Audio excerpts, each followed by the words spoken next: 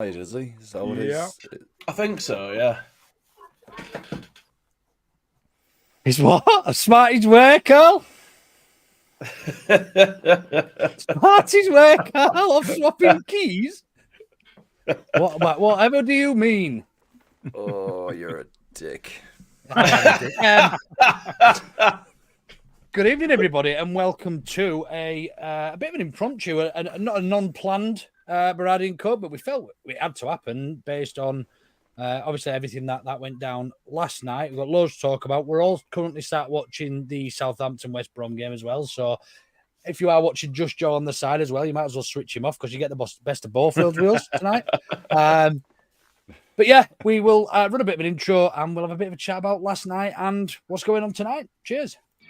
Hi, this is Don Matteo, and then you are listening to the Ought to Know Better podcast. Let's do this.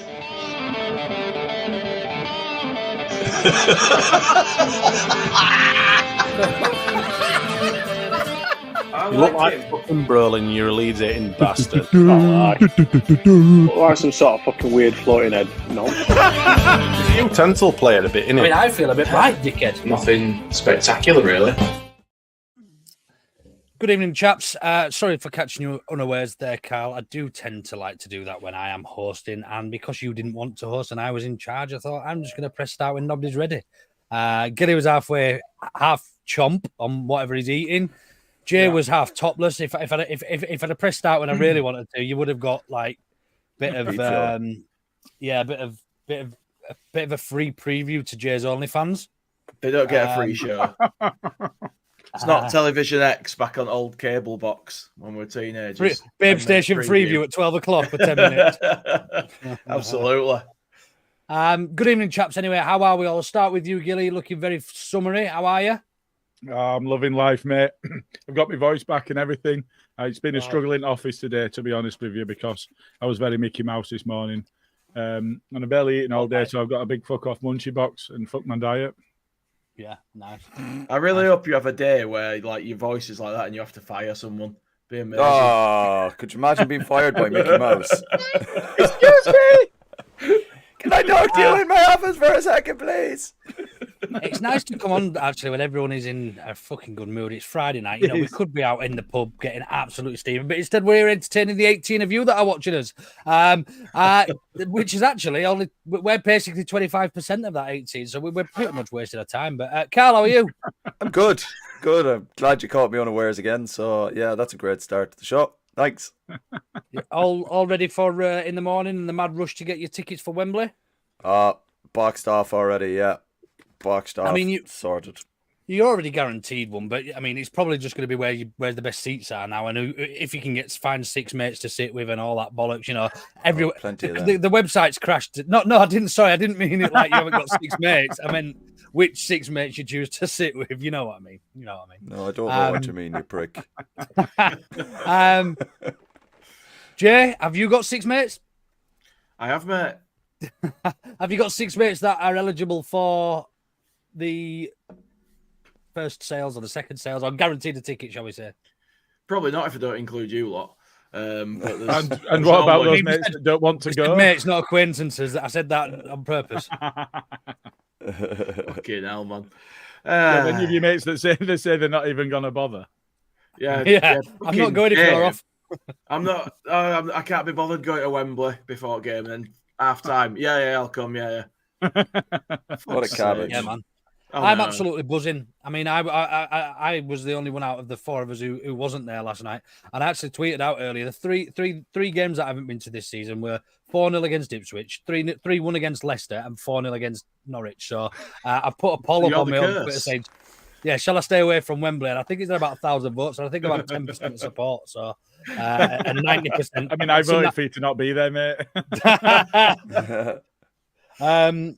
So how are we all anyway? Obviously, really, really good spirits. Let's start with that, actually. Let's start with the tickets, I suppose, before we get into the game, because that's the most relative and recent news. I mean, obviously, we're all in here going to say it's fair because we all qualify, but do we think that's a fair way of doing it? I'm sure the club have probably looked at how many season ticket holders they've got, how many people have got 9+, that qualify, and that they've worked that out to be 35,000 ish, there or thereabouts. And then anybody who doesn't decide to go, then will go to general sale. Do you think that's the fairest or the only way of doing it? What do you think, Gilly? Well, I don't know about only way. I mean, there were various different ways. I suppose they could have cut it down over multiple days and gone, if you've been to over 15, if you've been to over 10, if you've been to over 5, whatever that might be. I think the one strange thing for me is that the semi-final didn't count towards the games you've been to this season, which I found a bit strange. And a mate of ours has been to 8 and then went last night, but that doesn't count to his 9 to get him a lot of my mates. Ticket. So yeah, that one's a bit of a strange one, but I think on balance, and I get where you're coming from. When you talk about bias and so on, we're all going to get a ticket, so we are coming from that position. But on balance, when you try and look at it and you do so objectively, you're not going to please all of the people on this one specifically, because this is the big one. This is what everybody wants to be at. It was mentioned earlier on that I had 5 or 6 people message me well in advance of the last game of the season. How do I get tickets? And then it was, how do I get tickets for a home game for playoffs? And now it's even bigger than that. So they had to do some sort of form of protecting for those people that have been there throughout the course of the season. I think there's a lot of discourse online about, well, that don't make you a better fan. Well, I don't think anybody's saying that it is. I think the point is, if you've been there supporting the side all season, then you're the people that get priority, and I think that's fair.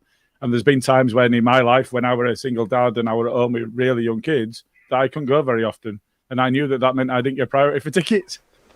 Yeah, no, fair. And I think there's always going to be exceptions to the rule, and I think this one in particular stand out to me that somebody who's had tickets forwarded to them don't count, which is interesting because, for instance, I know of people that haven't been to many games this season but still got a season ticket, and they forwarded their ticket on to their friends, and their friends might have been to more seasons. So there is always exceptions to that rule, but I think for them to say, if they were to say forwarded tickets count, that would then shorten the span. So it might have had to have been 12 games, or do you know what I mean? It would have made things a little bit more difficult for him. So I understand it, and I understand there's some really people that are probably upset and people that are going to be missing out. But yeah, there had to be some. I mean, Jay, can you think of any more of an alternate fair way to have potentially done it? Do you think they all should have gone into a ballot, or what, or don't you care? No way. There's got to be some form of loyalty because, like Gilly said, if you've been there all season, then you deserve to be there for this. It's unfortunate for people that miss out. I get that. Like, I know, like when I try to get away tickets, I don't have enough games to be in for the tracker on that, so I have to. Which is ironic, really, because a lot of the people that have who I've seen that haven't qualified I've seen them at every away game I've been to this season. In somebody else's name. Do you know what I mean? And that's because people want to keep their track up. They'll buy the ticket just to get on the track. And then sell it privately. Yeah. Which I think they probably do need to look at in the future potentially, because I mean, the other way they could do it is with ID, I suppose, and putting the names on tickets and things like that. But ultimately, even bigger queues to get in grounds, then though. It's going to be a bit of an headache, whatever they do. And people, as long as I can get to a game, I don't care, unless a situation like this came around, and I would be fucking fuming because I've been to probably 30, 35 of the 46, no, probably about 30, I would say, 46 league games this season, plus however many cup games as well, and plenty of aways in there, but not always in my name, which I'm not telling you whose name I got him in because I don't want him to get banned, but because I like away tickets. But yeah, Carl, any words of wisdom from you on how the club could have looked at it differently, I suppose? Or I think it is a fair way, and there's always going to be people who are disappointed. But did you think of any? Did you think they were going to do it like this? I kind of figured that they might do it for season ticket holders, but I thought it would be more like going for away games, But I don't think there's any fair way of doing it, really. I think they've probably gone about it the best way that they thought possible, to be fair. And I'll be honest, if I was in some certain situation like some fans find themselves in, I'd genuinely be a little pissed off by it, to be fair. But Alison just said there. Of course you would, yeah. Alison just said there. Had Sky not messed around with fixtures, she would have.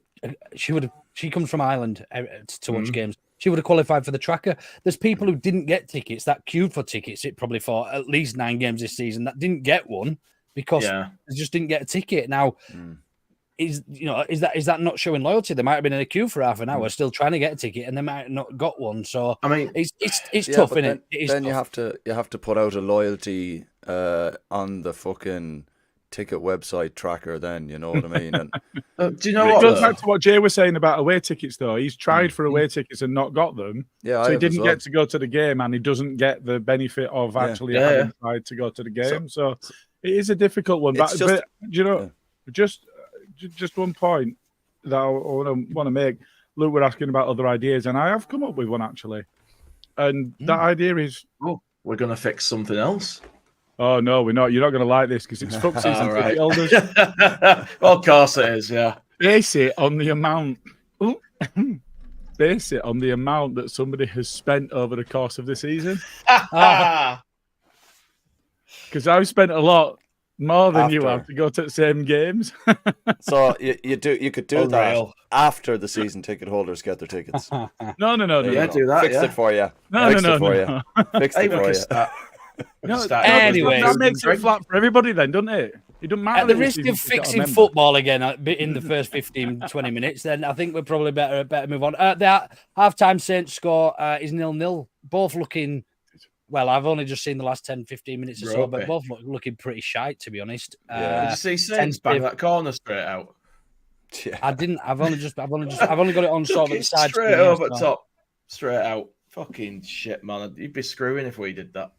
Yeah, right now than Dan James is for Liam Cooper. Shall we have a bit of a chat about last night then? Shall we? Obviously, I wasn't there. Gilly's lost his voice from being there. I want to start with first impressions walking into the stadium. You know, there was a big build-up on social media, weren't there, with the string for Yasmin and Julia Violinista and everything else that was going on. Our fans really felt up for it yesterday. You know, we're arguing with Norwich fans left, right, and centre about which is the nicest place to live, and it was just we were up for it, and we were confident as a group. And I think walking in and seeing, well, I didn't see it, but I saw on social media that they put all these flags out. What were your initial thoughts on them, Jay? So when I first saw that, I was like, oh God, I don't like that. I thought that's a bit tin pot, isn't it? Just trying to generate an atmosphere and like try to give us extra motivations if we need it. But then being there in it were amazing, and it really worked. Like the sea of white scarves looked amazing when everyone was singing and swinging around their heads, and yeah, it were cracking. It were the loudest I've heard that place in years. And incredible. It's been compared to the Yellow Wall today. I've seen it compared to the Yellow Wall at Borussia Dortmund and the white, calling it the White Wall. It was so impressive. And see, I don't know if you've probably seen images and videos online from last night, but actually to experience it is another thing. Carl, did you think we were going to get burnt again last night? You know, we were going down the same route. We've done the scarf thing before, and it hasn't worked for us a couple of times. And you know, flags and whatever else we've done to try and at least we haven't. I don't know. Yeah, did you think it might come back to haunt us? Did you feel like actually that? Are you that superstitious? I know you've got your own views on certain stuff. Did you find that? Did you find it a bit strange, or were you quite happy to go along with it? No, I thought grand. Yeah, another scarf. Another one to tie somebody to the bed with. Yeah. I was actually confident going into last night. I didn't think we'd lose. I genuinely thought that Norwich dropped the ball, and I was happy out. I want to say a big thank you to Debs as well, holding on to my scarf for me there. Yeah, appreciate that. But no, I wasn't superstitious about that at all. I thought, yeah, fair play. I think it looked class. Like, it looked absolutely unreal when you were there, and that's all you saw all over Leeds social media today was just images like that from every corner of the ground, and it was absolutely class. 36,000 people who now have to take a scarf to every game for the rest of their lives. but also that's going to be at Wembley as well. You're going to have a full end of the stadium with that. And I'm not going without it. Yeah, I won't. Well, sure. I was just going to say everyone should just wear a jersey, wear something white, and just make it proper, proper. But the club have already got the merch out for the final. But I've heard that saying. Yeah. Can you find a screenshot, Gilly, and we'll come back to it in a minute? Yeah, no problem. Yeah, just while you are doing that, Gilly, I wanted to ask you quickly, just before you do that. I mean, we've seen almost every team in the playoffs now, or even not necessarily in the playoffs, but certainly Southampton, Norwich, Ipswich on their last day, try and create this almost false atmosphere outside the grounds with the flares, and it's not what they're about as a club. Do you know what I mean? It comes across quite tin pot for me when they're having to ask people on social media. I think we did it. I think somebody tried doing it when we were struggling in the Premier League. Contacted a few social media influencers and tried to get us down there and greeting the bus and stuff. But it's not what Leeds are about. And I think the actual pure energy and just something so simple as putting a scarf on just shows why we're so different to those teams. I don't know if is that something you agree with. To a certain extent, I mean, I had similar thoughts about the Derby game when I saw the scarves, and I was just remembering back to walking out of the stadium that night and just seeing hundreds and hundreds of scarves just strewn all over the place on the way out, and thinking, "Oh God, not again." But do you know, we don't feel like that Leeds anymore. We just don't. It feels different. I think there is also a massive difference. You know, we saw Huddersfield Town on about blowing up their clackers or whatever they were, and Leicester doing the same thing. And for me, that is trying to generate atmosphere in a place that doesn't have it, rather than just trying to maybe bring along or amplify something that's already there and feels more natural.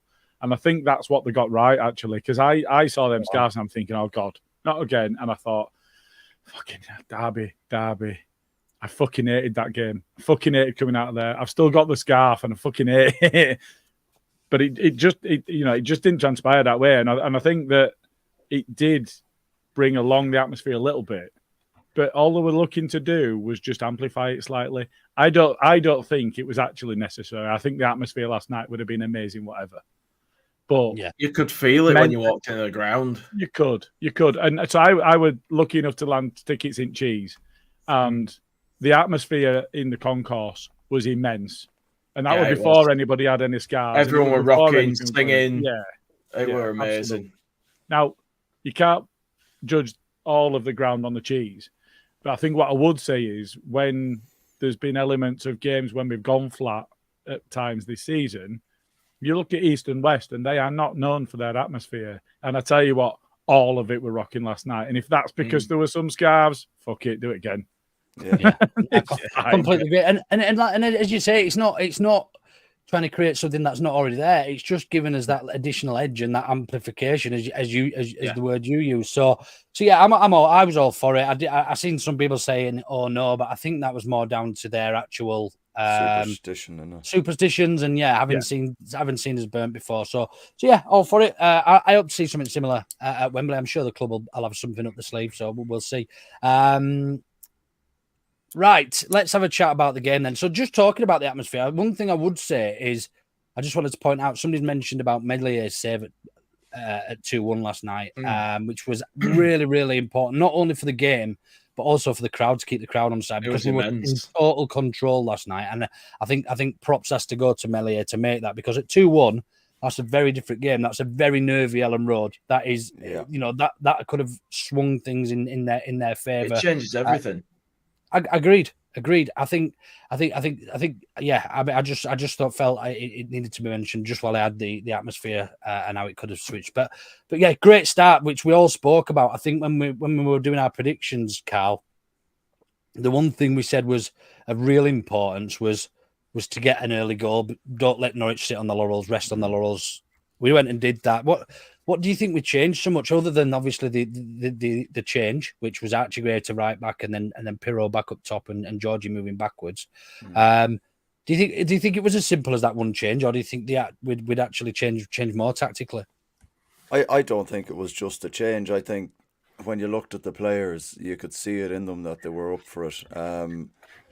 I think a lot of it has to go. Now, I've been a bit critical of him throughout the season in spells, and I thought it started with Peru last night, where his pressing last night was something I've never seen, but something I've always expected him to do. And honest to God, I thought, geez, you know what? If he's closing down and pressing like that, and the rest of the team are responding to that, then someone put it in the comments there. It's like, where's that Pirro been all season? Where is the one where he was chasing down lost causes even last night?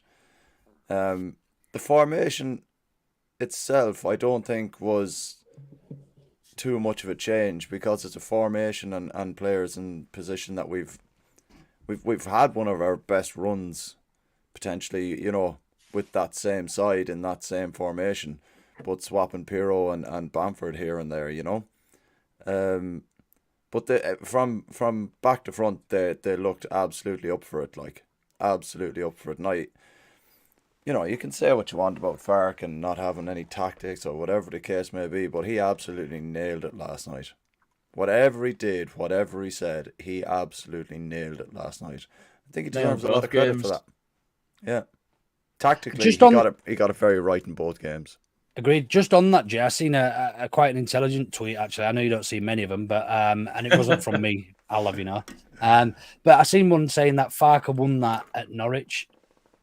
That game, that performance, came from Norwich. Yeah, I can understand that comment. That going to their place when they'd had that run of good form, holding them to a goalless game like that, and not. I don't think they've been in great form, Jay. I just think actually at home they were 15 unbeaten at home. Yeah, were they?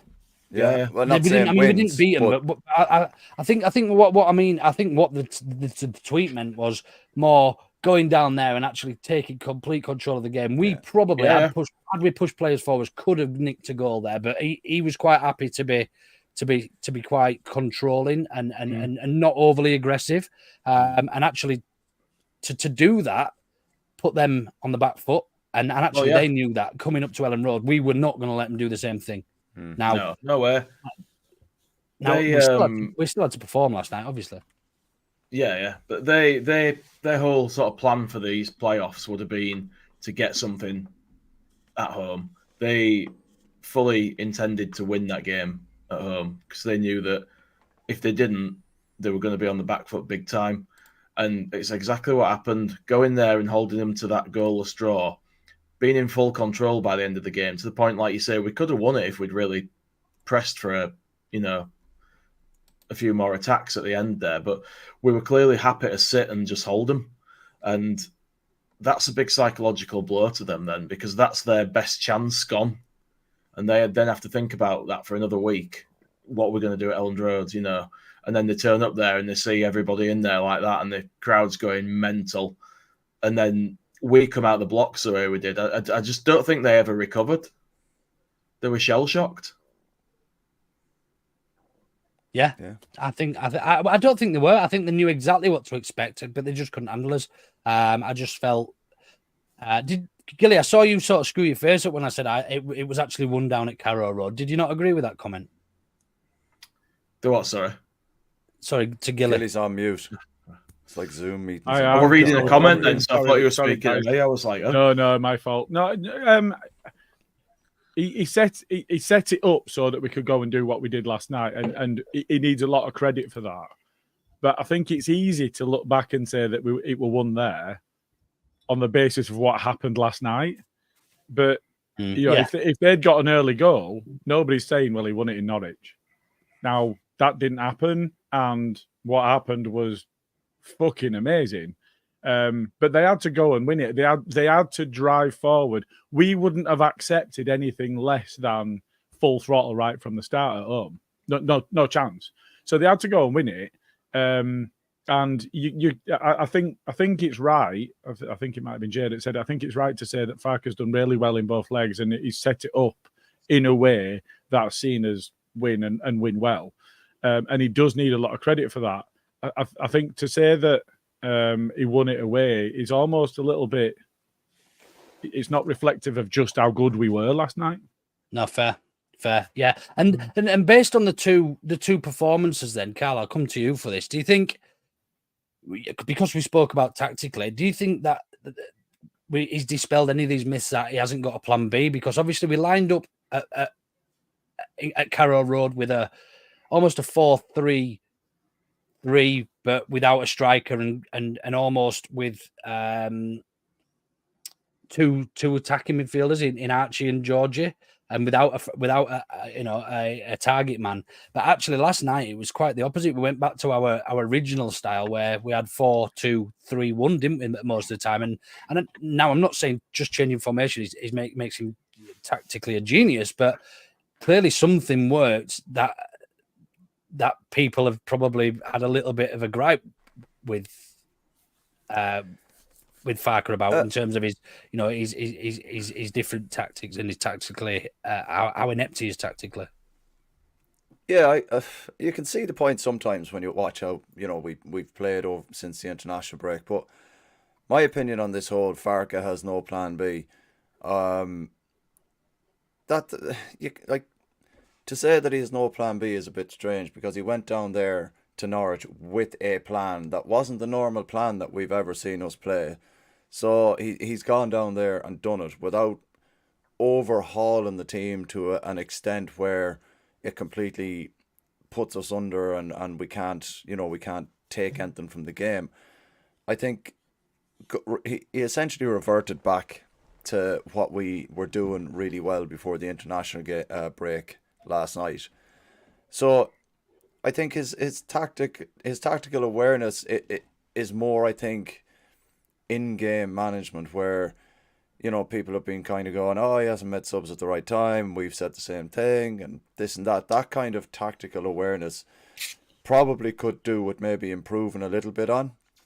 But overall, the way he sets his teams up, he got his tactics spot on over the last 2 games. And I think to say he has no plan B is fair enough. But I think against Norwich, that was definitely a plan B because we've not played like that. Even going away from home, we're still quite expansive. We're trying to be on the front foot, put the home team under pressure.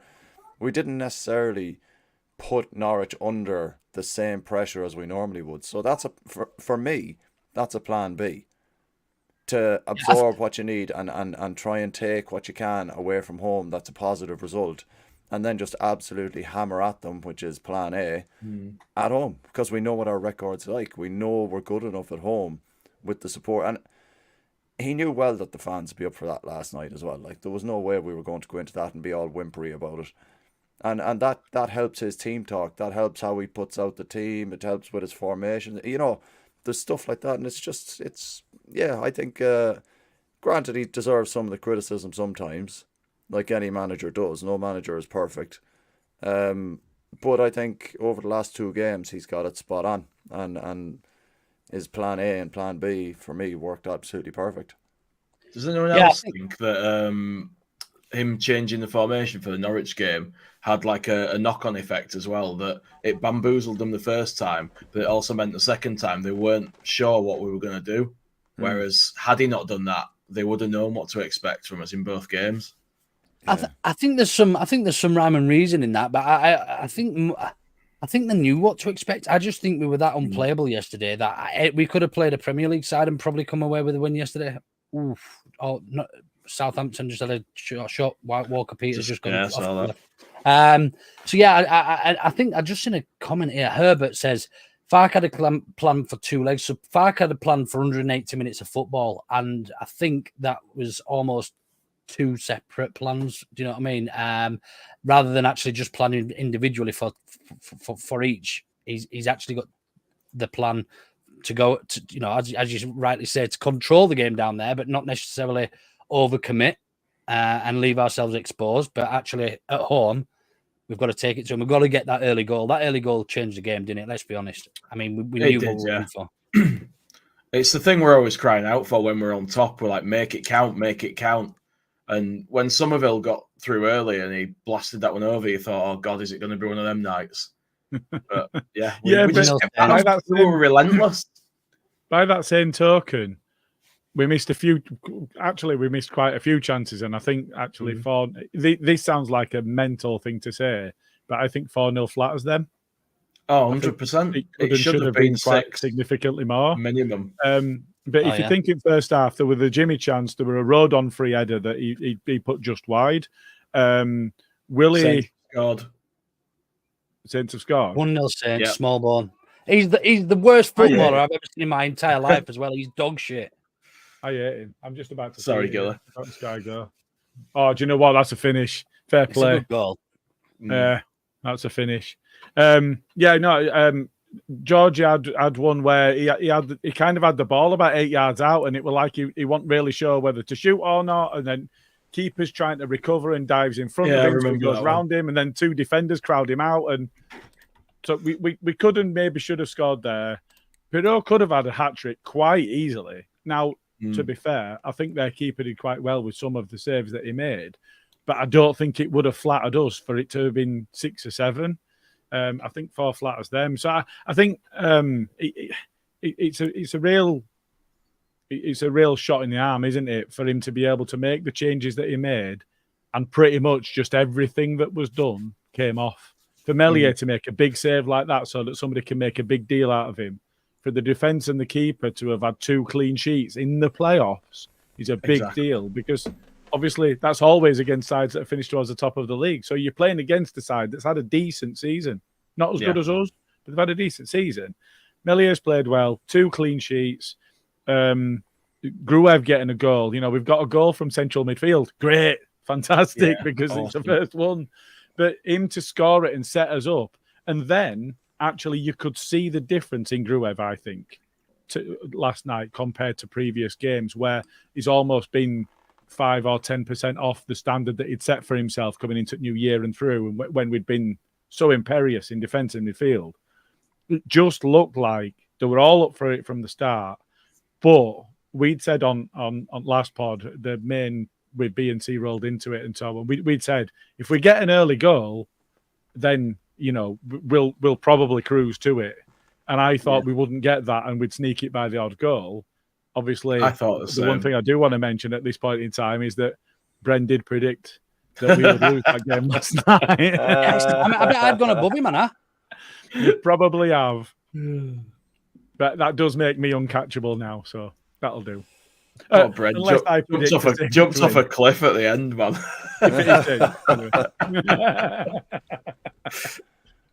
I mean, let's talk about the goals. I mean, did anyone expect Gruev to be shooting from there?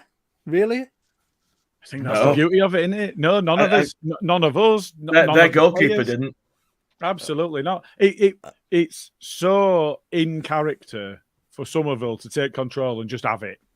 Yeah. And it's so out of character for him to go, do you know what? This is yours. You're going to hit this and you're going to score. And then actually you read about it, and Farker and his coaching team, I don't know if you've seen any of this online, but Farker and his coaching team have been quoted after the game that they'd worked on their goalkeeper's positioning, and they'd worked on the fact that he will overcommit if he thinks there's a cross coming in like that. So they'd had the conversations with the players in advance as well. And then he's gone and he's actually had the capability to execute that they'd planned. I mean, it just all came together. And 8 minutes in, when it all comes together like that, fucking hell. It was just one of them nights. There was not a man that didn't turn up. Yeah, agreed. Evening, Richo. Thank you ever so much. All the way from Evertonian land, wherever you are. Thanks. Always here is Richo. Doesn't miss, does he? This game's opening up a little bit more now. Yeah. I don't know if you guys are watching. It's a bit more end to end. Getting forward now, West Brom, aren't they? Brom just had a decent chance. The Southampton goal. Is it McCarthy? Yeah, I'd be pumping balls in on top of him after that little mess up there. His confidence is shot after that. Absolutely hammer them in on top of him. Yeah. So I just while we're talking about the game quickly, who would we all prefer to meet in the final? West Brom? Do we think? I don't care. I fear no one. Yeah, I think if we play like we did last night, I think you are right. Most Premier League teams would have wilted under that pressure that we gave them last night, and I think we would give anybody a game. Out of the two sides, I think West Brom are a side that we could do better against. And if you reflect on the game against Southampton at the end of the season, they played well against us. And I think that's one of the reasons why we went and did what we did at Norwich, because they were just walking through our midfield, weren't they? I think. I mean, I take the performance against Saints last day of the season with a pinch of salt because we had to do something slightly different. We had to go for it, and we had to win for just on the off chance that it was. It should have been 1-1. Fucking hell. My international radio was way block behind. from Harewood Bellish, but from Alex Mowat as well. Crossed in. Oh, he's lucky as well. It's hit the back of his head and gone out for a corner. It has. That's unreal. You lucky bastard. I think ideally we'd like this to go to extra time, see a few injuries, red cards and that, wouldn't we? Yeah. Oh, did you see that? Penalty win, so that no one has a good game. Did you see that Dutch ref sent off so the club that he's a supporter? I mean, I'm going to paraphrase here because I can't remember all the details, but it only happened over the last couple of days. The club that he supported won because he sent off 3 of the men of the opposition. That's like us. Norborn looks like Skeletor, doesn't he? He does. Yeah. Great finish, that. Is it on off the post as well? Who's that moron with puppet? But you see, the thing is there, right? Look at that bloke with his false leg. He's got his false leg off. He's Yeah. There's a bloke dancing with his leg over his head, man. Oh, it's all going off It does go in off the post. This is why I love football. It is his false leg. Yeah. If you had one of them, you'd have it set up so you could have some spirits inside it, wouldn't you? Yeah, definitely. Have a little flask lid on it just so you can fill it up and take it into the game. If you can take it off, you can take alcohol in. I wonder if you get searched in it. I wonder if they're like. They would never, ever, They won't dare. No chance. Can you imagine trying to do that? If you demanded somebody remove the prosthetic, you would be in a whole world of hurt. Yeah, you'd get fucked. Yeah, good point. We'll come on to this a little bit later because about players that are out on loan and stuff. But yeah, keep him forever, Richo. For me, fucking keep him. Have to give us some decent money for him and keep him. Little rat. They don't want to pay out, though, do they? Well, I think, as I'm led to believe, and we might as well talk about it now. We're on the subject. As I'm led to believe. And I could well be wrong, but this is what I've been, this is what I've read and what I've heard from other content creators and things, that these players that are currently out on this loan, oh God, 1 minute, Southampton are in here. Oh, is that a penalty? That's a penalty. No, he's not. He's saying he got the ball. He's saying he got the ball. Give it. It should have been a Southampton penalty, that I think. Who are you up for here? Like, he's still down. Well, I'm just telling the truth. I'm trying to get a job on TalkSport. So, I'm not going to tell the truth. You've got no chance, mate. I think they do a CRB check. Let's see this replay. 2 seconds. 2 seconds. Well, Scarlett's up for talk. That's a penalty. That is a penalty, I'm afraid. What? He's absolutely smashed him there. No, I don't know, Luke, is there? No, it's not. He's gone through the back of him, man. That is no, the other angle. He gets the ball, you see. He's not gone through the back of him there at all.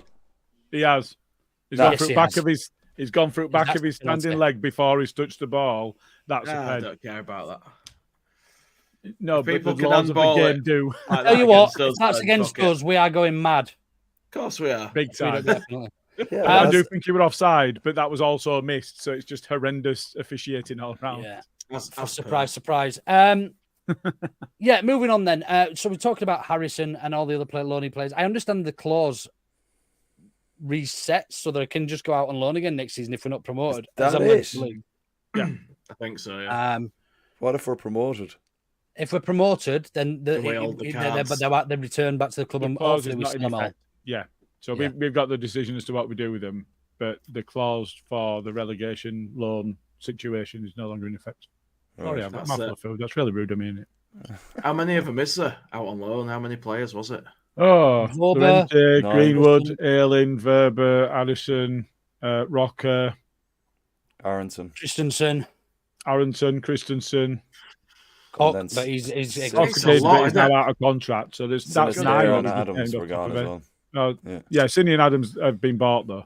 Yeah, Sinny Adams have been bought.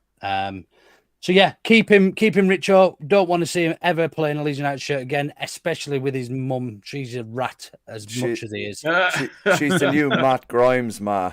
Yeah, she's a new Matt And Grimes. hang on a And minute. then when we're pumping- We had some younger players that went out on loan as well, didn't we? We had JB went out on loan. Lewis Bate went out on loan. Yeah, but they're not. They don't have this clause that it's only the first team No. players. I'm just in terms of loanees, I think we're up to 11 or 12 there. Yeah, Is he going to there's book? quite a few. Dived? He's giving dive. I don't think it's a dive. I'm going to watch it again now. Nah, he's taking him out, man. That's a penalty, I'm afraid. But look, whatever whatever West Brom are still in the game, it's good for us. Yeah, he caught his. He's gone through his back foot. Yeah, he did. Yeah, You definite can tell penalty. from that side.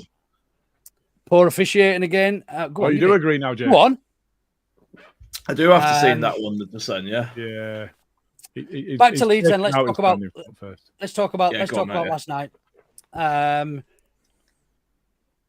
Goals. We said obviously we spoke about the first goal. The second goal then, typical trademark Nonto. Was it poor goalkeeping or great cross from Nonto, great header from Pirro? It was a great pass. I thought the ball was a bit lofted, and if ideally you'd want your keeper to be taking that, wouldn't you? I think it's so pinpoint, and I think it swerved so much, and it didn't have a normal curl on it. It was swerving, and it were moving around. I think there are questions to be asked as a keeper. Could have even got half a hand to it, in which case it doesn't just land straight on his head. But it's such a good cross. I think it's really difficult to try and say that somebody didn't do their job with it. It should have been closed down quicker on the wing. Once he's in that position and once he's played that ball, and it's really difficult to criticise anybody in the middle. I think the only chance you've got is cutting it down. What I will say is you could put any winger on that wing with that ball at that point in time, and most of them, in fact, you could give a lot of them 1,000 goes at it, and they might only hit that as well as that once or twice in 1,000 goes. It's such a good cross. I think it can't be underestimated just how good that is. The keeper definitely changed his mind though, didn't he? Halfway through what he was doing. Yeah, but that's one of the beauties of it, isn't it? It caught him out, didn't it? It's in that area of uncertainty, and that's what you're aiming for. I think it was a brave header as well. Let me rephrase that question then. Let's make it topical. If that's Melier, how much stick is he getting online? Oh, you'd be livid. Fuming. Why has he not caught it? You know. But then we are unfair about our players that that make mistakes or that we can watch them every week. I was talking to. In fact, it might have been you, Jay, on here when we were talking about Paddy Bamford, and I said, "Look, we watch Paddy Bamford every week. We've seen players miss easier chances against us than Bamford's missed. I mean, Daka missed 2 against us that were easier than probably hardly any. That were unreal. Arguably, and that's a team that went on to win the league. So look, we are always going to be overly critical of our own because, fortunately or unfortunately, however you look at it, we see them make those mistakes more often than opposition players that potentially do it. So, yeah, I mean, we are going to obviously be comparing them against something that's that we've not really got a comparable because we don't watch other teams week in, week out. So, moving on. Third goal then was that Willie's? He didn't score, did he? No, it was Rutter and Rutter with his right foot. That's right. Great build-up play. I thought we'd fucked it up, but Pirro, I mean, props has to go to Pirro for that one for me. Just the work ethic. Oh, yeah. And just on Pirro then, is that the best game he's had for us in a Leeds shirt, do we think? Yeah. Undoubtedly. Without a doubt. That pressing last night, he started everything. Oh, it's off the bar. West Brom have just hit the bar. I can think the keeper saved it, actually. Fuck. Oh, fuck. That's a great save. You. That's a great save. Wow. How did he not score? Oh, it's a great save. Yeah, I think Pirro was the catalyst for a lot of what we did good last night because of his pressing and how he led from the front. When I've mentioned previously that Joseph seemed to have taken on board more of what Bamford was doing and what he needed to do when he came off the bench. Last night, Pirro it was like he just realised this is what I need to do now. This is what is expected of me. I'm not going to get the ball into my feet the way I want it all the time for these nice goals and stuff like that. And it genuinely, he looked like a player proper up for it last night. And I yeah, like I said, I think the catalyst for everything going forward stemmed from Pirro pressing in a way that we expect our striker to press, and I thought he was brilliant last night. If anything, I think that was a man of the match performance. If I'm being perfectly honest. Yeah, 3 changes from West Brom: Wallace, Diangana, and somebody else off. Rolling dice You're now, going aren't they? slow. Yeah, they've got to, haven't they? Yeah, No choice. I'd like to see. I tell you what, I'd Wallace, like to see. Diangana, and Yokozlu for Thomas Asante, Swiftham, and Vila. Yeah, I'd like to see a West Brom goal and see this go to extra time. I think. And I think from what I've seen this second half, I think West Brom deserve it. Other than the penalty shout. So yeah, that third goal, absolutely brilliantly taken on his right foot. He's arguably the worst shooter in our team, and he's apparently arguably the worst shooter in the league. If you go on stats, third bottom in the league, but the worst shooter in our squad in the league. No, he was worst. No, he was the worst. Oh, was it? It was worse by a factor of 2. He was twice as bad as the next worst. It was 6.48 or something was his XG or whatever the hell it was over the course of the season. He was top, like. Bringing Manning on a Saints. I don't know who's going off it, but Kyle Walker-Peters. I've seen somebody struggling them for Saints, which would be nice. Fraser. Fraser. Yeah. Weird that they started Fraser in this one, but he did play well against us. Weird that he played well against us at fullback, and he's played on wing in this. Good player. Bleeding, totally forgot what I was going to say there now. Spit it out, Carl. I tried. Is that Peru? No. Because I think one thing that I will say about Peru is it was his all-round game as well. It wasn't just his work ethic. It wasn't just his closing down. Yeah, that's right. You know, that third goal absolutely paced his defender and then adds the capability to look up, pick a pass. All right, Jimmy was on the ball, tackled. The defenders played it across the route. He just got his toe on it. But forcing that position, that's the sort of play that you have to be able to have in your locker to be able to play that role in this side. And he's shown that he's got it, and he's shown he can do it. I think there's a question just been asked here, Rossi. If Bamford's back for the final, would you start Peru or Bamford? Now, for me, if Bamford's fit and firing, he's the one I'm looking at because he's more mobile than Peru. It just is. But Bamford's not going to be. So if he's fit, he's on the bench. Because he's not going to have any minutes in his legs. I don't think. I genuinely, I don't think anybody can give me, and give it a go if you want. I don't think anybody can give me a legitimate argument for changing anything that happened last night because it was that good. Mm-hmm. No, you can't. You can't because you've got to say, go out and do it again. Just do the same again. Yeah. You can't be changing it and then saying, do the same again. Just, you leave everything as well. Yeah. Well, we know Farrick's a stickler for kind of hanging on to what's working. So I can't see him changing Pirro out there. I think going off last night, Pirro deserves a start. I also think, like Gilly said, even if Bamford's fit, he's got nothing in the legs for the last, 4 games. So to say he starts over Peru, who's actually, getting a run of games and starting this is mad that we're saying this, by the way. And it is mad. It's 2-0 Saints. Oh, I think fucking shit. Oh, what? I think that's it, innit? That's who we're playing in the final. I'm watching it's here now. Offside. It's offside. Oh, I'm watching here now, and West Brom were very much in control in midfield there now, and it's broken down, and Saints have it. And it's like, Is he offside?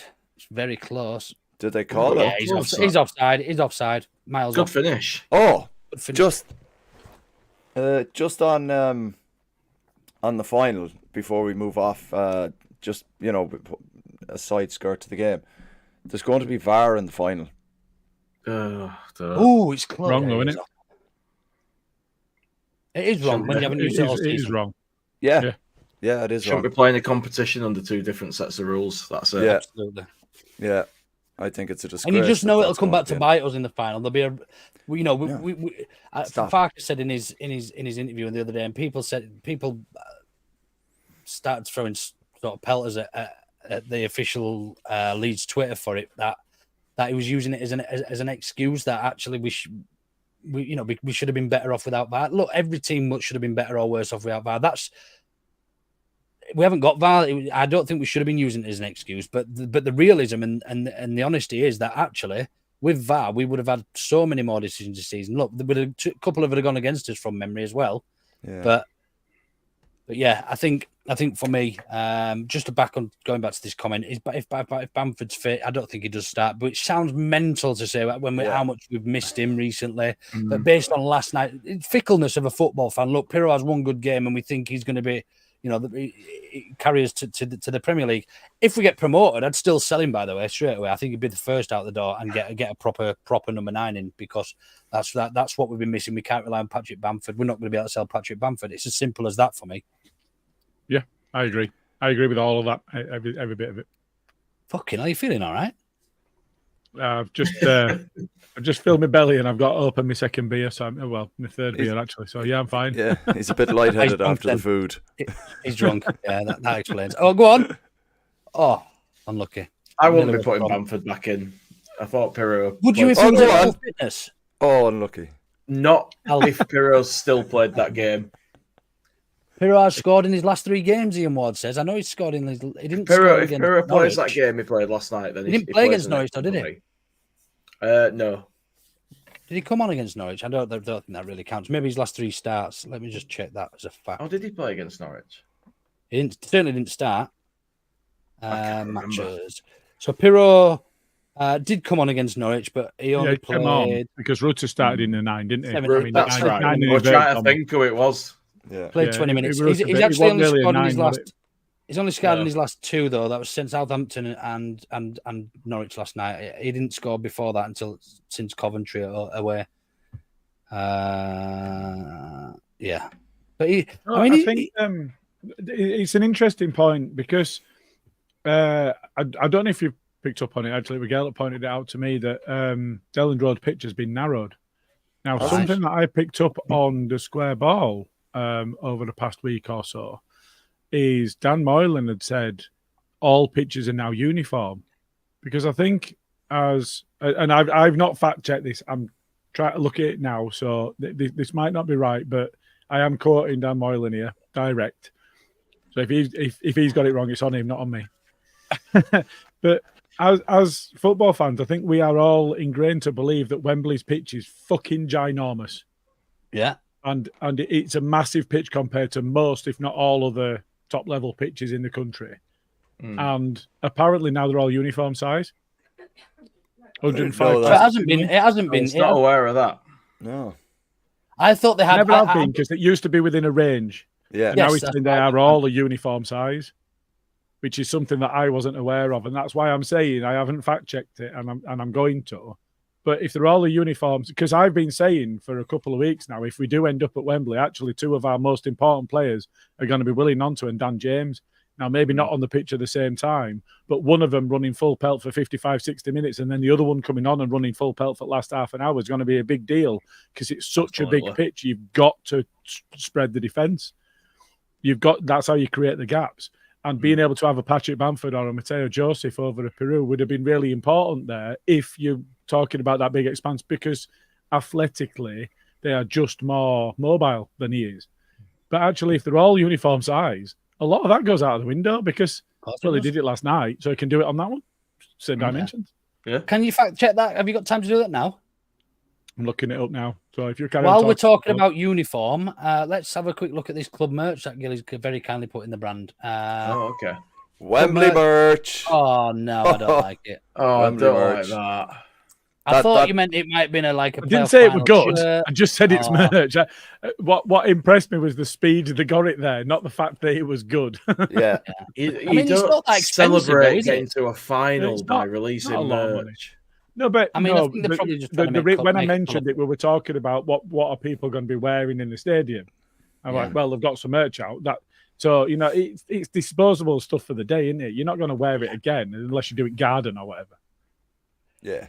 Or in the gym. The flag I can understand, but the rest of it's a bit. Oh, I've got my flag for the final. I'm hoping I've got my eye on that bucket hat. I'll be honest. I think if I was going to put another bucket hat here, I've got one on. Yeah.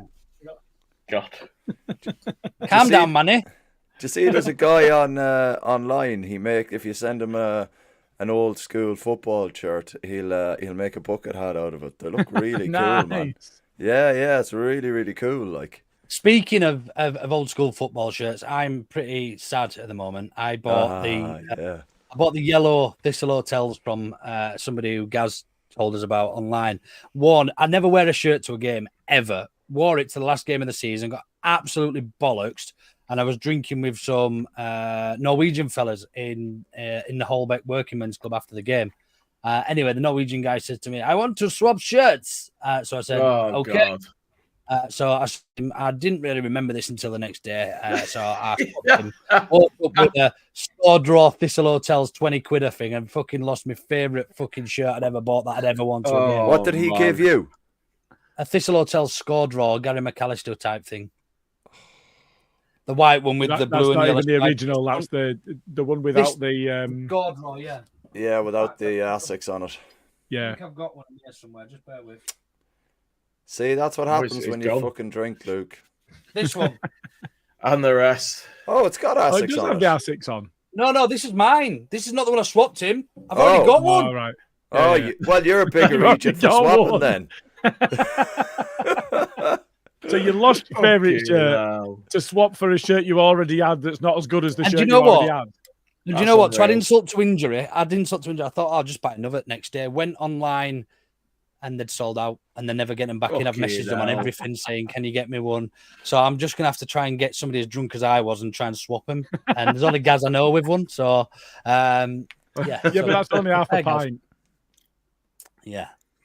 So yeah, I'm pretty fuming. But by the way, that would in with me. It is what it is. Right, shall we talk about the fourth goal then, seeing as though we're getting through this nicely? The last goal, I think, was arguably one of the best, or certainly one of the best worked. Obviously, Norwich's legs were tiring, and yeah, it's one of them, and it's a typical Leeds goal, wasn't it? And Junior Firpo again, getting another assist. Has Junior Firpo been our most consistent player this season? Probably since the turn of the year. One of. Since the turn of the year, I think it's him and Bamford, isn't it? And then Bamford's broken down with injury again, so it's difficult to say any different. I think he's certainly up there. I think he's put the commentary this season was from a lot of people, not from everybody, but from a lot of people was, we don't think he's Premier League quality, but he can come out of this season with a lot of credit in the bank. I think he's done even better than that. Absolutely. I think he's been certainly in the top 5 in the league in terms of left backs, hasn't he? There's probably Kyle Walker-Peters who plays there sometimes, probably beats him to it. The lad from Leicester has had quite a good season. Davis, though. Don't say Leif Davis. He's shit in defence. He can't defend. But we said that about Junior Firpo, and he's actually been fantastic defensively. I mean, not fantastic. Yeah, but Leif Davis wasn't. He can score a lot of goals, yeah. He's almost played as a left winger for them, though, hasn't he, rather than a left back. So, but yeah, I think Firpo's and he's commenting more. 2-0. 2-0. Game over. Game over. It is at this time, innit? What was 14 minutes left? 13 minutes left. Bollocks. Yeah. Oh well, we get to get our revenge now. I fucking hate their manager as well, mate. Can you go online and find out if there's any odds on these tin pot wankers singing about Leeds at the end of this? No, There will be. Of course there will. Yeah. He's doing a Leeds salute. What's he doing a Leeds salute for after a goal? Who knows?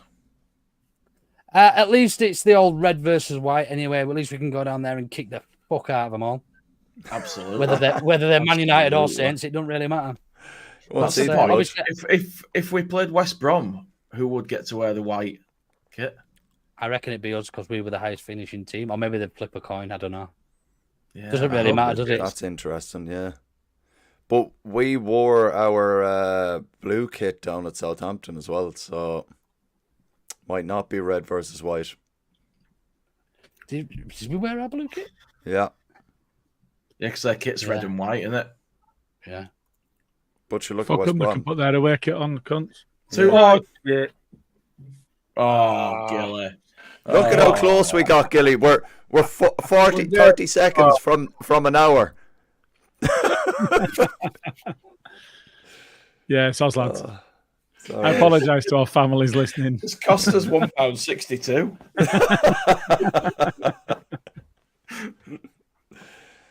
I have an answer on the dimensions of pitches, by the way. Go on. Come on, then.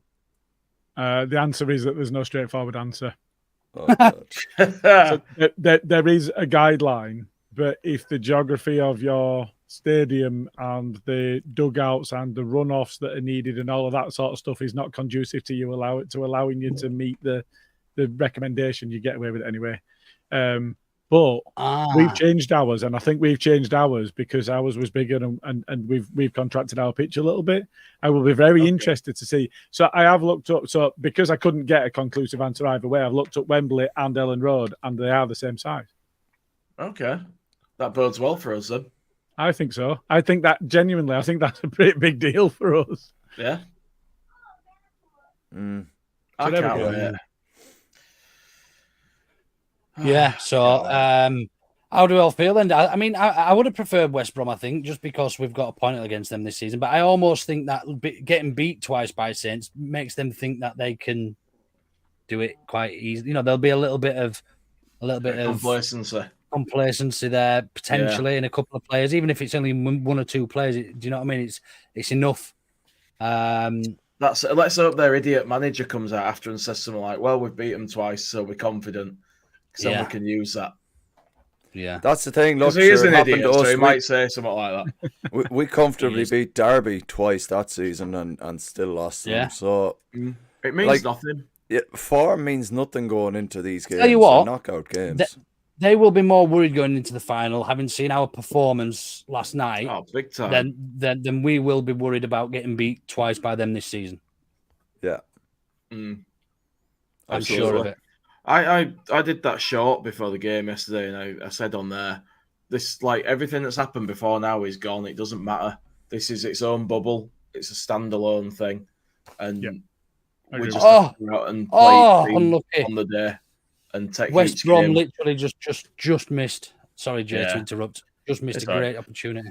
Great ball that from the back. Is it Kyle Bartley? Kyle Bartley with a lovely ball over. Yeah. Yeah, we just have to play each game. That's Adam Reach, who used to play for Chef Wednesday, is it?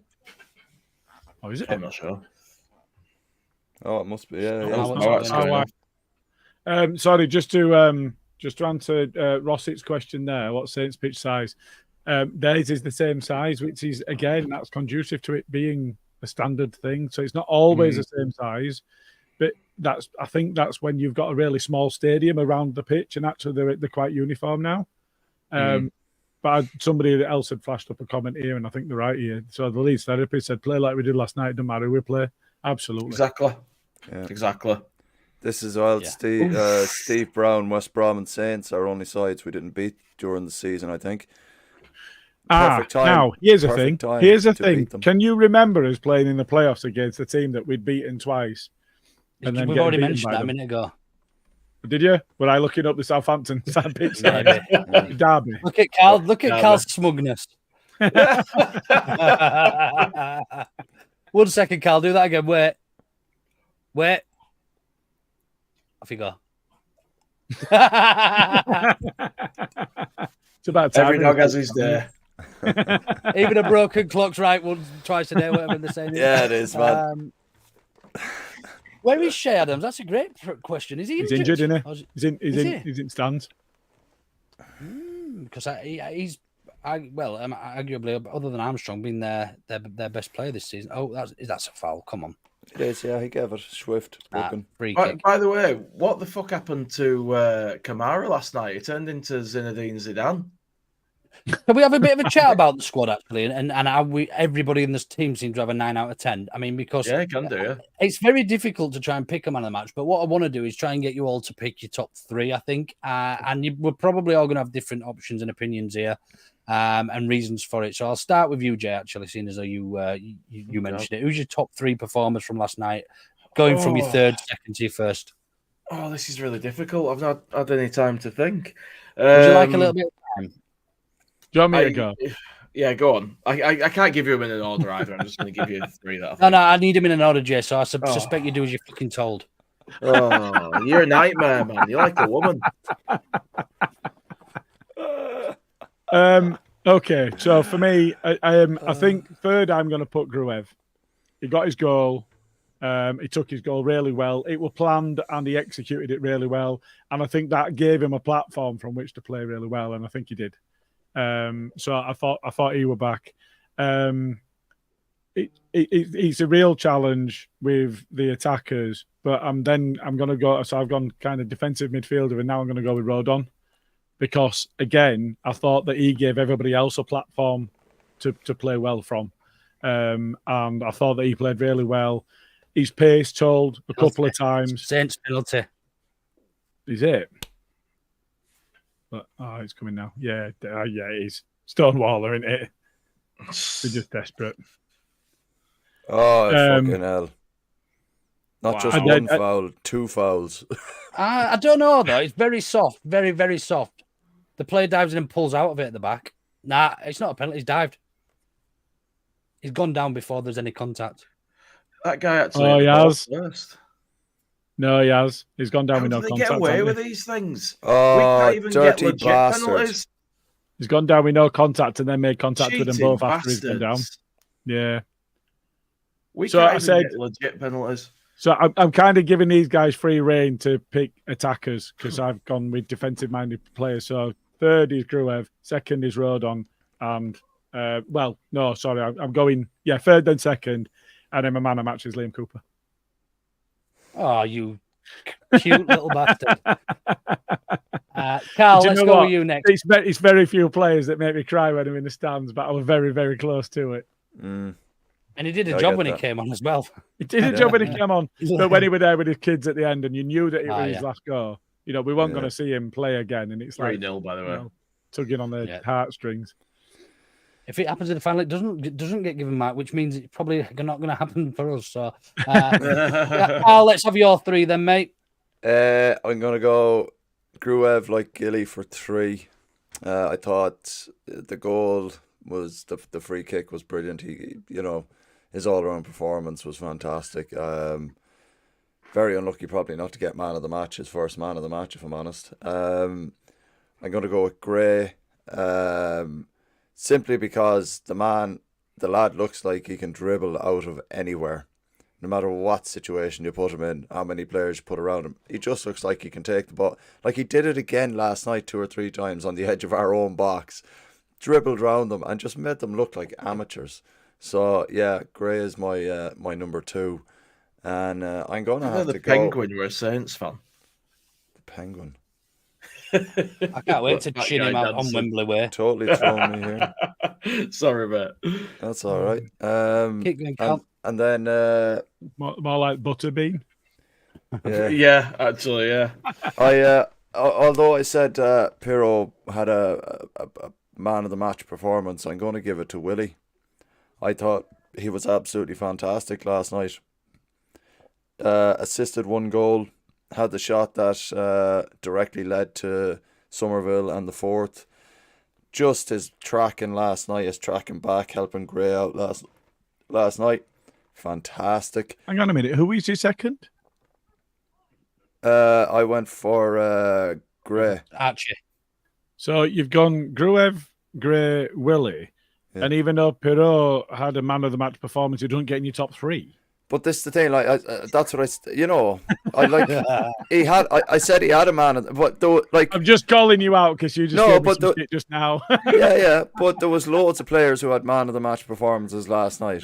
Loads. Love when you get him all flustered. And then so I'm going to go with Willie. Simply because I thought everything he did last night was absolutely brilliant. And he just showed that his head is completely in it now. You know what I mean? And he's proper on it for this final, like they all should be. Yeah, fair dues. I'm going to go with third place. I'm going to give it to Liam Millier just for that save at 2-1, which kept us 2-0. Sorry, which arguably kept us high on momentum. Really, really important time of the game. Other than that, I didn't really have a lot to do. Second was Junior Firpo for his 2 assists and getting forward and just being a general nuisance and not doing pretty much anything wrong. And then, my man of the match is actually is Joel Pirro. I just felt it was his best performance in a Leeds shirt. And hopefully, we see a little bit more of that in the final, because I think it could be the difference between us winning the game if he could play to that level in the final against Saints, how it looks now. I think that's the type of performance from somebody we need. I still can't believe he's only 24 years old, me, man. He's like Stanley Jean, isn't he? Do you remember him when he was playing in the Super League? Nobody knew his age. He was like from some South Sea Island. Yeah, and he just like he played for about 40 years. Legion. Yeah. So yeah, Pirro number 1, Firpo number 2, and Melier for that important save at number 3. Jay, have you had enough time? I have so much time that I've changed it about 6 times. So I'm going number 3. I'm going Ruta because it looked more like his old self, and it was good to see him smiling and playing with confidence again. And he kind of set the tone for us a bit early on when he played that little ball and got Somerville in. And from that moment, it just felt like, oh shit, we're on this. We're here. We're up for it, you know. So he gets number 3. Number 2, I will give to Willie Nonto because I thought he was outstanding, and that ball for Pirro was fantastic, and it was just a general thorn in their side. Really caused problems, and it was disappointing he didn't score when he had that shot. But you could see the defender caught him up, didn't he? And he reached a point where he kind of had to shoot, or he was going to lose the opportunity. So I don't blame him. James couldn't get caught there.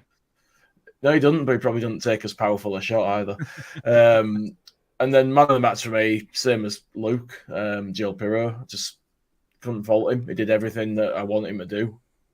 He finally looked like the player that I thought he was when he signed. Names Melier, Rodon, Gruev, Gray, Ruta, Pirro, Willie, Firpo. Nobody said Jimmy. No, I almost did this season. Most of the season has been when he plays well, we win. And I almost did. He was in one of my. I'm not saying he didn't play well. Actually, I thought he worked hard, and you know, I thought he did pretty well in the game. And I think the point has been made that the sum is more than the parts, and you could make a case. You could set out a case for any of them being in the top 3. Yeah. So you know those two things, they are absolutely true. I thought, it was just an interesting one for me that actually it's been when he's ticked, when he and Rutter have played well, Leeds have won games this season. And actually it felt like it was more of a collective and less about individuals. And I think that's been one of the things that has been a criticism leveled at Farke is his defensive unit sorted, but then it's all just about the front four just turning it on and doing some magic. Well, that didn't feel that way last night. It was a team effort, and that's why there's so many that we can name that that you could put in your top 3 just on pure principle that they all played well as a unit. I think that was a bit different, and that's actually why you then look at the final and you go, do you know what? Nobody's going to fancy playing against us because if we play as a unit, they're not going to be able to cope. No, absolutely. I think as well going into the final, just based on that, I think you look at both the games and the chalk and cheese. We absolutely controlled that game last night. West Brom have been in this the majority of the night before it got to sort of 3-0, which is positive. There's a lot of. I mean, you can see lots of gaps in Saints, and they looked beatable tonight. So I'm sure they'll look beatable a week on Sunday. I'm going to fly through a few of these comments while the game just draws to an end because there's only 4 minutes or so left, just less of that game, and we appreciate it is Friday night, and some of us want to do something more than listen to us for chat shit and watch Gilly eat his dinner. Great point made by Mark Wright early on tonight, really, really early on, before we even started, I think. Good ref. The lad who came from Australia, the referee last night was absolutely impeccable. I don't remember him making any wrong decisions, any debatable decisions off the top of my head. Can anyone else remember any? Oh, yeah, no, there were a few that were fuming. We didn't get the decision. That doesn't mean it were wrong. It just meant that we didn't get the decision. I would say as you, Gilla. Whether I were rightly, pissed off or not is debatable. It's so difficult when the emotions are like that because it was such an emotional night right from the start as fans. That didn't go our way, so therefore it must be wrong. So actually, I've got no idea how good his performance was. He seemed reasonable to me overall. There were just a few things I was like, there always is. There always is. You're right. And I think he is the one that were mic'd up, isn't it? Yeah.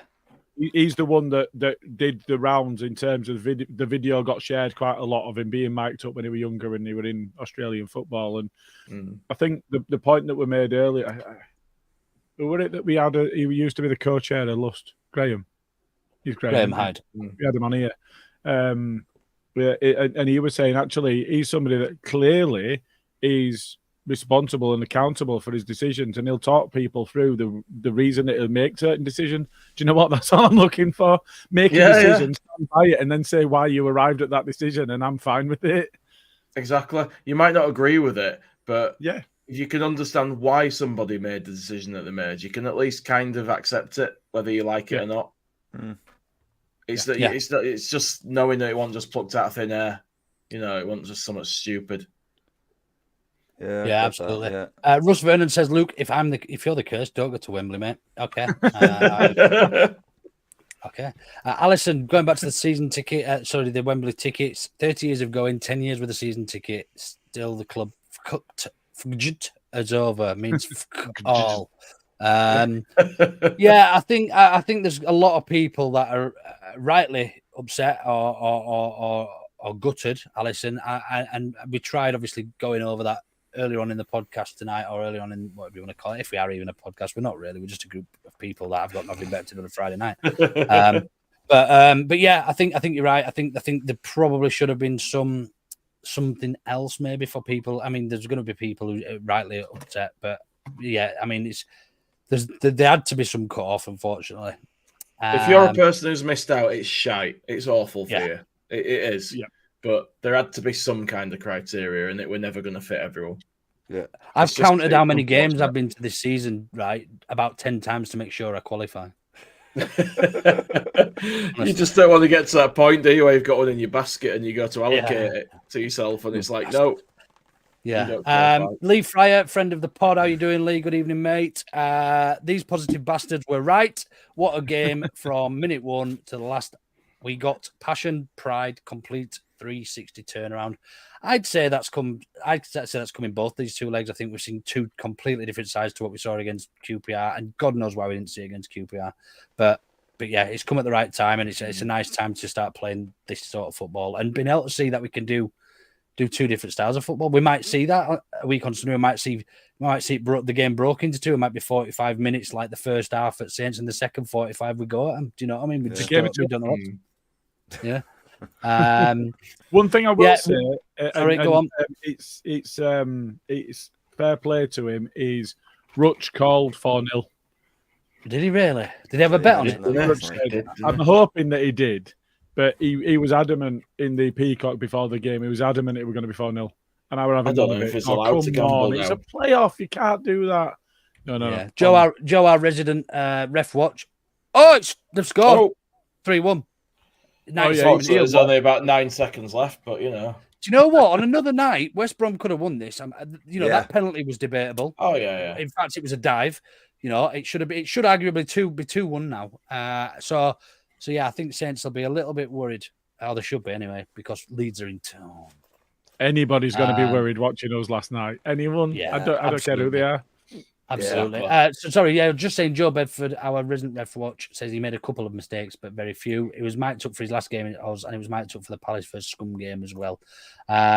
Just going back to a few more of the comments. Buzzing C. Cooper, yeah, what a moment for Cooper, and it was game over, by the way, at Saints, 3-1 finished. Leeds will face Saints a week on Sunday at Wembley. Buzzing Cooper, yeah, everyone was buzzing for him. And you know what? There's been some absolute trash talk of Cooper over the years, and nobody can take away what he's done for this club. Simple as if we were to get promoted again, he would have got us promoted twice in the time he's been here as club captain. Regardless of how many games he's played this season, he's the club captain. Yeah, absolutely. So will it be him or Ampadu lifting the playoff final trophy together? I assume if we win, probably, yeah, probably you'd hope so. And then when they lift the trophy, Saints are doing a pitch invasion, the cringy bastard. What a bunch of losers. Get your fucking flares before the game and fuck off and you pitch invasions. Losers, man. If I run on, I'm chinning Russell Martin. I hope they all get bans and can't go to fucking Wembley. Yeah, look at that. God. It's not even a proper pitch invasion. There's fucking 50-year-old blokes there, man. Good God. How pathetic, man. The Southampton players are walking off going, I'd love to do what Leeds did last night, these fucking idiots. Yeah. Yeah, they now can't go around, can they? And Yeah. No, they've got clear, haven't they? They'll come back out, I should imagine, but they won't get that raw that we seem to give. Anyway, Matt Wright asks you. Oh my God, they're on the pitch. I don't believe. Look at them all. Insane. They're on the pitch. They think it's all over. It is now. You're losing your season tickets, you pricks. Are you including flights, hotel, and beer in the money spent on the game this year? Money paid to the club was the idea that I had there. It was. Bryn's agreeing with us for once, which is nice. I've never seen Bryn agree with anybody, to be honest. Wow. Piro was class last night. Where that level been on all season, so he half agreed. He's managed to stick the boot in, hasn't he? Yeah. He's still had a negative end. Going, yeah, but you've been shit for the rest of the season. Yeah. It's always the up and down there, isn't it? Yeah. Steve Brown definitely agrees with us with regards to Mez. As important as any of the 4 goals we scored. Yeah.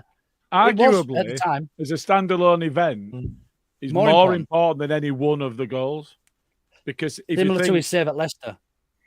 Well, yeah. So maybe not as important as the Grove one, which is the first one in the first 8 minutes. It got us going and it set us up and all of that sort of stuff. But the subsequent goals to that, we were already in a position where we were imperious. We were already playing well. We were already dominating the game, creating chances. Those chances were going to come anyway.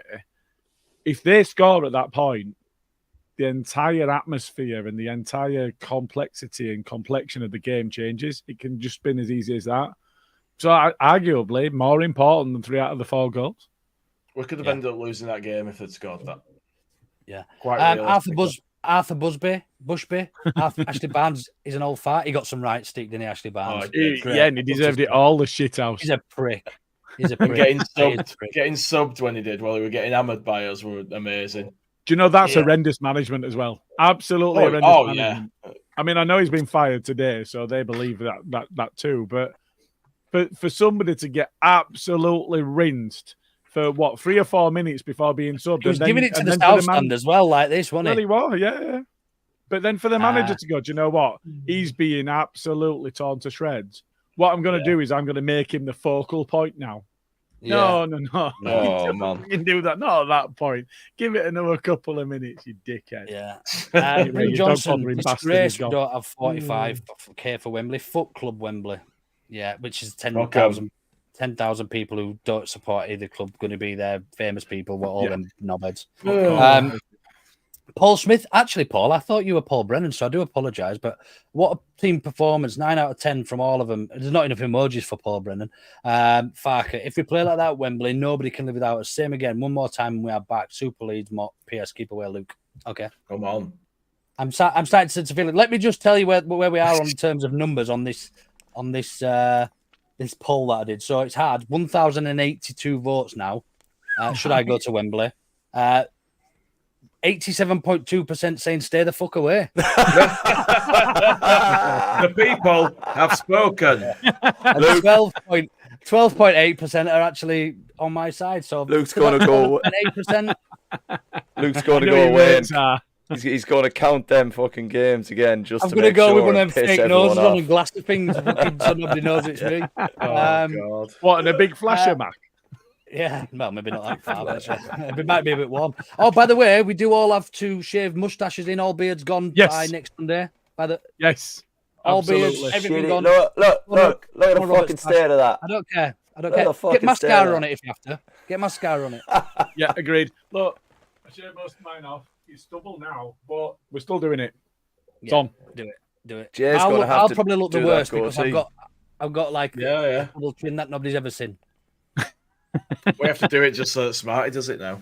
Yeah, Smarty has to do it. He still won't. But as an addition, Hawaiians. What? I haven't got a Hawaiian. I haven't. That's all right. You can go pick them up in a charity shop for £2. Where? Get me one. Preferably one that fits. Well, how are we You're not going anywhere. XL. Oh yeah, no, you're I not going. It doesn't matter. You're not going. Talking shite. There's a spare ticket going for the final because Knob Cheese there isn't going. So if anyone wants it, give him a shout. Knob cheese? No, knob milk. Paul Smith says, was it Darwin Gilly got dressed or is it a bet for charity? Speaking of those shirts. This is a Leeds shirt. I've got Official, a Leeds innit? shirt on a Leeds pod. It's official. And this is a Leeds hat with a Pablo 19 badge on it. Yeah. Skip says, wait till tomorrow. The arguments, when the thing is going to say, the slagging and arguments are going to be biblical. So I'm going to look forward to starring a few of those comments tomorrow. Absolutely. Nigel says this is a great way to spend a Friday night. I don't know if that says more about you or us. But Top man. Thanks for joining us, thank Nigel. you ever so much for the compliment. Yeah, and Herbert says they should be thrown out of the tournament for that. Yeah, fuck them right off. Give it straight to Leeds. Absolutely. Yeah. Cool. On that, does anybody else have Connor Chaplin tashes, please, lads? Charlie Chaplin, sorry, Connor Chaplin. Charlie Chaplin. No, we're not going to go down that route because it can be misconceived It's as a bit Hitler for us. Yeah, it's a little bit close, isn't it? User of individuals and not of the podcast as a whole. That's right. Yeah. So we're going to go with the Connor Roberts tash earlier on in the season that we all agreed to do if we got promoted automatically. So now we've got another reason to do it. I think really we just want to look stupid for a day. And yeah, we're going to do it. We are going to do it. So apparently Roberts repairing for Gilly's crow eating when Leeds win the playoff. What's that? Don't know. Eating crow, it's like eating humble pie. Oh, is it? Never heard of it. Oh, because they said we weren't getting promoted. Yeah. A lot of people have said that, in fairness, though. Do you know what? I'd love to be wrong. I'm going to be really happy to be wrong on that one. That won't be a problem at all. I said we finished third. I said Leicester were going to win league. They won league. I said that we weren't going to get promoted and we were going to get promoted next season as champions. If I'm wrong and we get promoted this season, fucking great. I'm not going to complain about getting it wrong. It's going to be great. Who ate all the pie? Gilly ate all the pie. That's it. You know what it is, though? I've noticed some correlation between my tweets and when we win. I tweeted the other day about having nervous poos, and before that, I got shat on by a bird when we beat Leicester. Jesus Christ. Do you know what? Actually, that is a good point. We just need you to stand outside Wembley and just chase seagulls and shit until you get shat on. Just go to Trafalgar Square. Fucking wait for pigeons to shit on you. Yeah, that's it, isn't it? That's it. Actually, hang on. I've just remembered something as well.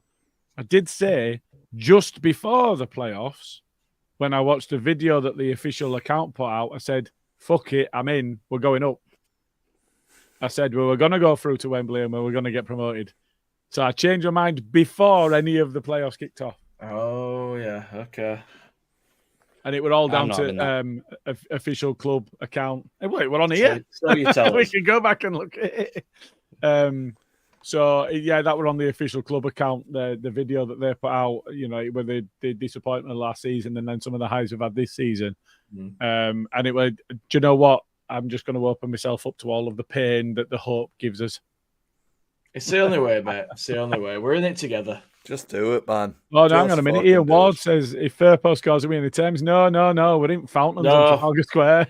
Yeah. Trafalgar Bring a washing up liquid. Yeah. It's going to be a foam pie. Come on. By the way, look at this. Luke's getting some pelters. Hang on, Luke's getting some pelters here, look. Dodgy class of bird you're seeing, Luke. Oh, what? Because I keep getting shat on? Yeah, that's the old joke, isn't it? What do you do if a bird shits on your car? Don't take it out again. Oh, God. Yeah. Look at this bad boy I just spotted on eBay. You guys will like this. What's the damage on that? How much? What's the Go on, damage? how much? 150. That's a bargain. It's a lot, but it's a great shirt. I've got that one. It just doesn't have video. Oh, apparently there's trouble at Southampton with opposing fans. They might be scrapping. Good. Slapping each other with ban them all. Yeah. Cool. Kick them out of competition. Right then, now we know who's in the final. I'm going to take some predictions from you all. I know we'll probably do it on the main podcast, but we're an hour and a half in, and you want more? I'm just more. You want more? Anyway. I'm going to do it anyway. I know we're going to do it on Tuesday. On Gonna the do pod, it anyway. Gonna do it anyway. It's time to end this. Come on. Gonna do it anyway. Jay, Oh, tell can me I a just prediction. mention as well, because we sang this at him just after he'd fallen over, is Bielsa John missed those stairs in the Peacock that have been there for the last 100 years and fell over them. You know where the cash bar is at the bottom of the stairs and there's the tent at the top of the stairs? Yeah. He went to go talk to somebody at the top of the stairs and just forgot that they were there and fell over. How did he expect to get up the stairs that he was going to talk to somebody then? We don't know. And nobody helped him. We all just laughed. But that's what you're meant to do as a mate. That's correct. Yeah, well, That's exactly. what you're meant to do. I mean, like, fuck it. I wouldn't expect any help. I predict anxiety. I predict anxiety. It doesn't have the same ring to it, does it? No. I predict anxiety. You can keep that one to yourself, Robert. Right then, come on then. Give me some scores. I'll start with you, Carl. It doesn't really matter because he's won it this year. Start with you. I'll just stick with it. 3-1 Leeds. Jay? You came to me originally first. Now we're going to say 3-1 Leeds. Yeah, 3-1 Leeds, and I don't I'm give a still fuck. saying 3-1 Leeds. I'm still saying it. Say Kill it. it. I'm going 3-1 Leeds. Fucking hellfire. I'm going to go 3-1 Leeds. Hey, full house. Come on. See you all on Tuesday night. We will be back for main pod in preparation for our playoff final down in London. If I don't see you on the pod next Tuesday, we hopefully might see you on Wembley Way. Lots to look forward to. Week. I'll see you through window. Cheers, everyone. Thanks, everyone, for joining in the comments. Do smash a like and subscribe, please, if you don't already. It does help with apparently an algorithm of some sort that I don't even know what an algorithm is. So fuck it. See you all later. Have a good weekend. Bye-bye.